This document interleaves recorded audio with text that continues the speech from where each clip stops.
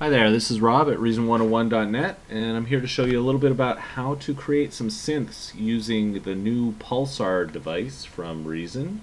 It is a rack extension device, and it's free for, I think it's like 60 days or something. And it's really a worthwhile device to pick up, and even when you have to pay for it, I suggest you guys pay for it. It's going to be worth its weight in gold. Trust me.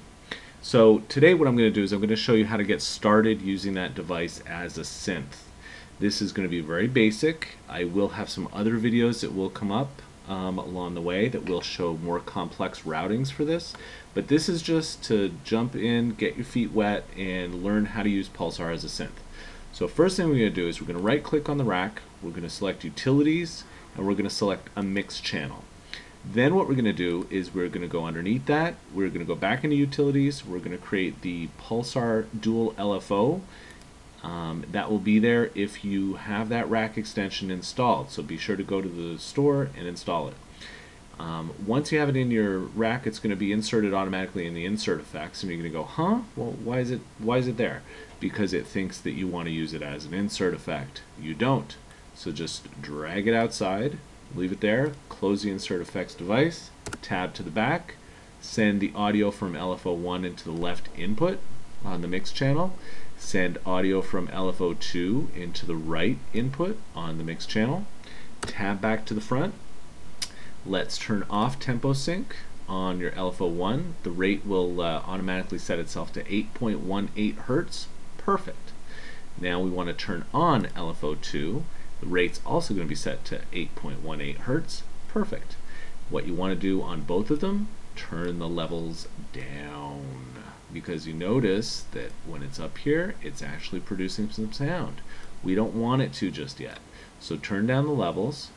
Then over here, oh, actually, one other thing you're going to want to do before you jump in, you're going to want to change these waveforms into a Sawtooth Wave, and do that for both so that they're both playing the same waveform. Otherwise, you're going to get the left is going to be shooting out one waveform, right's going to be shooting out the other. You don't want that. You want them to be in sync for now.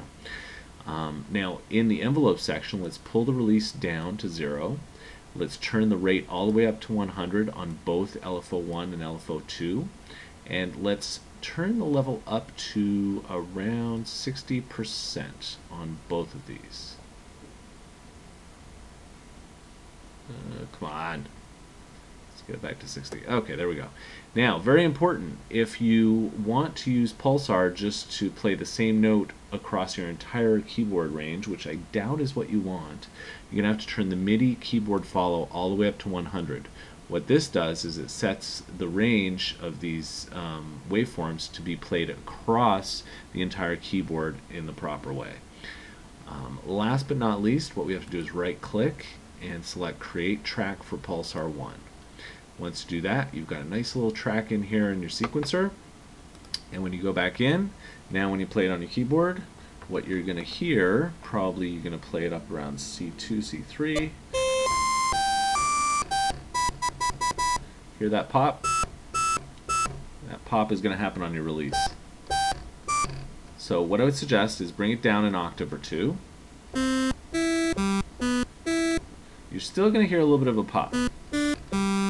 So to get around that, what I'm going to do is I'm going to increase the shuffle up to about 64 or so.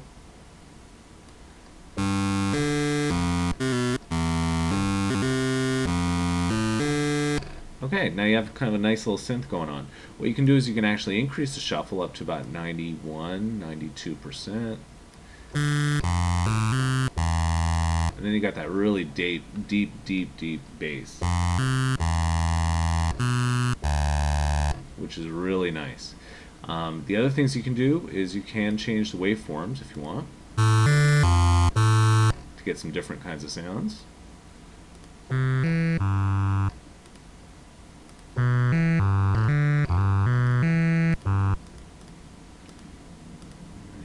Let's just try a different waveform here. So it all depends what you want. So I'm just going to bring it back down to Sawtooth. If you want to spread things out a little bit, increase your phase.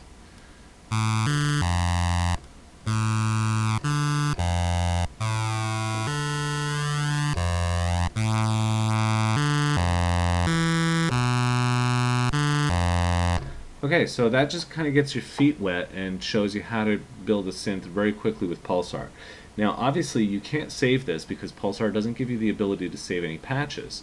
So what you're going to have to do in order to do that is right-click, select Combine, click on Show Programmer, click on your Pulsar over in the key mapping area, and make sure that the Pulsar is receiving notes.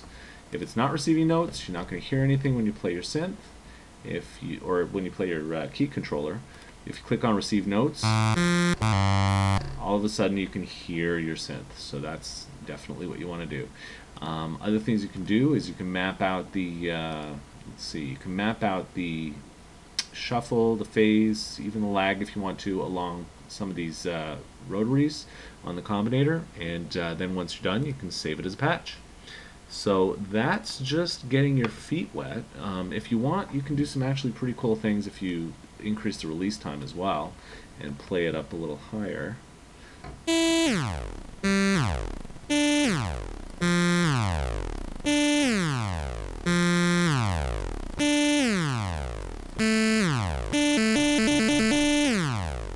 So there's some kind of fun things that you can do, you can play around with. As always, just experiment a little bit, and you'll find some interesting new ways to play this. Okay, I actually really like that release. Do some wicked things with that. So yeah, that's Pulsar in a nutshell. And like I said, there's going to be more videos coming that are going to show you how to process this through Thor and build bigger and better synths using these LFOs as oscillators, which is essentially what you're doing here. So thanks again for joining me. My name's Rob, and you can visit me at reason101.net, and stay tuned for more up and coming tutorials. Thanks for watching.